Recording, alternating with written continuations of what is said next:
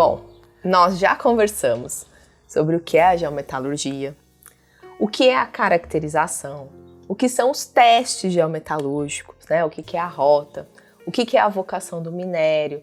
Já falamos por que diferentes matrizes, apesar de que é para a mesma finalidade, né? Para produzir o fósforo, por exemplo, elas dão resultados diferentes. Então a gente já conversou sobre o universo da geometalurgia, muito focado no entendimento, né? Nas rotas, nos resultados.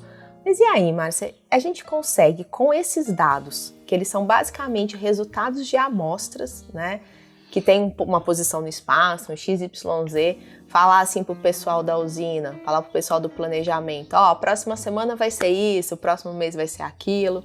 Acho que tá faltando alguma coisa, né? Sim, a gente consegue sim, porque na verdade é o grande objetivo, né, materializar, né, de forma tridimensional, o que a gente está falando, né? A gente precisa transformar isso de forma a entregar algo numérico, né? Então, ou seja, transformar essas informações em algo de consumo.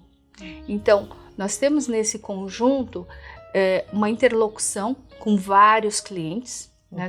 Nós estamos falando da indústria como geral, mas nós estamos falando de clientes que têm desde a operação da mina, né, da lavra. Nós estamos falando da usina de beneficiamento. Nós estamos falando do consumidor, né, pode ser uma planta química, pode ser um consumidor final, pode ser um porto, né, para que depois tenha um outro consumidor ou uma etapa no meio. Então são vários clientes, então quer dizer que a gente não tem uma única resposta. Sim. A gente não tem uma única entrega. Né? Então, como materializar isso de forma a ser consumido? Então é onde vem o tal modelo geometalúrgico, né? Então algumas coisas podem ser estimadas, algumas coisas podem ser carimbadas, né? Então existem formas. Não existe uma única forma, né? E aí a grande sacada. Como fazer isso ser associado à geologia? Sim. Não dá pra gente fazer isso de forma desconexa. Exato. Né? E eu acho que nesse momento, pessoal, vem uma grande sacada, porque muito se fala, né, sobre a construção do modelo geometalúrgico, né? E eu acho que uma das coisas que eu e a Márcia a gente discute bastante é a questão de que tecnologias, né, tecnologia para caracterização, tecnologias para rota, inclusive tecnologias para as estimativas, né, a parte da geoestatística, né, a parte das soluções computacionais, hoje elas são muito robustas. Né? Então, existem diversas ferramentas para suportar desde a caracterização até as estimativas desse modelo geometalúrgico. A questão disso é que esse produto tão esperado, esse produto matemático, que é o que vai de fato, né, é a conversa com o cliente, é o produto que vai de fato conversar com o planejamento, é o produto que vai de fato conversar com a usina, com as plantas, com o porto, né, é o produto matemático que vai dar essa previsibilidade, ele tem que estar linkado com as características geológicas para que não seja matemático só. Sim. Né? Então, a tecnologia existe, os dados a partir dos processos estão disponíveis, mas a lógica da integração e da interpretação, ela não se perdeu. Não mesmo. Não ela tem toda aquela coisa antiga, mas jamais defasada. É o conhecimento geológico, né? Básico. Qualquer rocha, estrutura, textura, mineralogia, né? Qual a geometria. Sim. Né? E uma coisa que a gente fala sempre, a escala. É um modelo de recurso de curto prazo, né? A escala disso, né? O fenômeno que a gente está olhando é um fenômeno que você consegue colocar numa escavadeira ou é com uma pinça? Você consegue quantificar num plano de lavra ou não, né? Então a gente precisa sempre estar antenado com essas, numericamente com os volumes, com as qualidades. Então como é que a gente usa isso depois? Quando a gente faz plano de lavra, por exemplo. Então a gente tem lá um plano de lavra, seja ela um sequenciamento de longo prazo, um life of mine, ou seja um sequenciamento do mês, Ali a gente consegue entender como é que é a distribuição do que tem, que qualidade é, qual é a sequência que ele vem e que produtos nós vamos gerar. E se ele for uma diferença muito grande de longo prazo na qualidade, que ações a gente precisa tomar? Sim. Né? E aí vem a lógica da reconciliação, né? Vem a lógica da palavra reconciliação no sentido de eu previ uma coisa, eu obtive outra. A hora que eu comparo uma coisa com a outra, não é o resultado esperado. O que aconteceu? Né? É o dado, é a estimativa, é a interpretação, é a escala, é o equipamento, do que nós estamos falando. Então é muito importante, gente, porque é uma etapa. As pessoas elas têm muita ansiedade sobre o modelo. E o modelo geometalúrgico não é diferente de qualquer modelo, não é diferente do modelo geológico integrado com geotécnico, com hidrogeológico. Esse modelo ele vai ser tão bom quanto for os dados no qual ele se baseia. E além disso, ele vai ser tão bom quanto for a interpretação geológica que está suportando isso.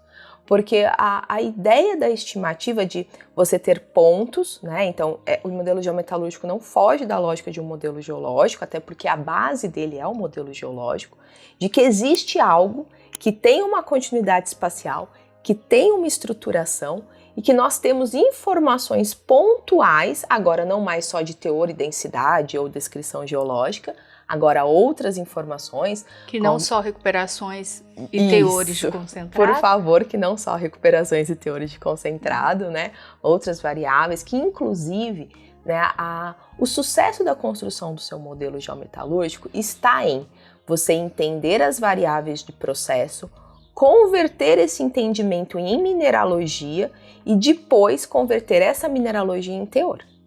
Para que você consiga, né, nessa lógica da estimativa do teor, convertido em mineralogia, convertido em resultado de processo, ter um modelo que vai ser preditivo. Então, isso estando em um modelo de blocos estimado, com as variáveis corretas, quais são essas variáveis? As variáveis que dão resposta para o seu processo. Para suas perguntas, para né? suas perguntas. Então, quando a gente faz isso, a gente pega, por exemplo, um plano de lavra, de longo prazo, a gente consegue, além dos cálculos normais, né, recuperação, rendimento, qualidade do concentrado, nós conseguimos informar taxa de rejeito, qualidade do rejeito, os coprodutos, subprodutos, né? Se a gente conseguir ser mais robusto no modelo, a gente consegue, inclusive, colocar isso como custo de manutenção. Né? Se a gente está falando de WI, de AI, nós estamos falando de coisas que têm influência em gastos e desgastes. Então, até nesse ponto, a gente também consegue ajudar a fazer essa previsibilidade. A gente consegue conversar com o meio ambiente sobre a taxa de deposição de rejeitos, de que tipo, né? Grossos, finos e qual qualidade, classe A, classe 1, classe 2. Nós conseguimos definir se o nosso estéril vai ser depositado no depósito A, no depósito B. São todas variáveis, volumes, né, e qualidades que vão sendo entregues conforme quem nos pede essas informações. E aqui para fechar, uma reflexão interessante, né, que a gente vai fechar com o início. Né? Já, por muitas vezes, vem a pergunta, como que nós começamos, né, um projeto geometalúrgico? E a pergunta é o que eu quero responder. Então, assim, o começar, eu vou começar ou na fase de pesquisa, ou se você já está lá na sua fase de fechamento de mina, ainda não é tarde para você ter esse olhar, né? Então, depende da fase que você está, mas depende das perguntas que você quer responder. Porque não adianta eu estudar um material, eu caracterizar um material, eu estimar alguma característica se aquilo não me dá uma resposta para alguém, para algum problema. Então aqui, finalizando os vídeos, a gente traz a ideia de que ao iniciar um estudo, né, uma construção da geometalurgia, pense quais questões têm que ser respondidas pela geologia e é que essas questões elas não serão respondidas só de forma esse material é isso. Não, elas vão ser colocadas num modelo que vai ser entregue ao planejamento para que ele seja capaz de quantificar essas coisas. Então, o início disso vem com perguntas, né? Então, o que eu preciso responder? Porque cada material, cada processo vai ter uma pergunta diferente. E eu acho que uma coisa importante sobre o geometalúrgico também é que ele não precisa ser uma coisa gigantesca, não precisa ser uma quimera. Não, não, porque a chance de dar errado é grande. É grande. Porque assim, são muitas variáveis, né? Mas assim, a gente sempre tem que responder o básico primeiro, né? Primeiro um plano de produção e depois a gente vem com as outras coisas que vem agregando, vem enriquecendo o modelo, né? Isso nunca é o final. Sim, e eu acho que esse olhar ele é interessante, porque se as pessoas começam imaginando essa quimera, né, esse volume de ensaios e testes e rotas e estimativas e simulações, parece que é um negócio às vezes muito distante de realidade de pequenas empresas. E aqui um recado que eu gostaria de deixar, que é uma coisa que eu e Márcia a gente fala bastante. Por exemplo, num projeto de minério de ferro, conhecer diferenças granulométricas que vão sair simplesmente de testes de peneiramento de um material que você considera ser o mesmo, a litologia A, né? E que você considera que aquela litologia A ela é homogênea, mas que talvez para um comportamento de teor global ela até seja bem comportadinha, mas ela não vai ter o mesmo comportamento, por exemplo, para granulometria.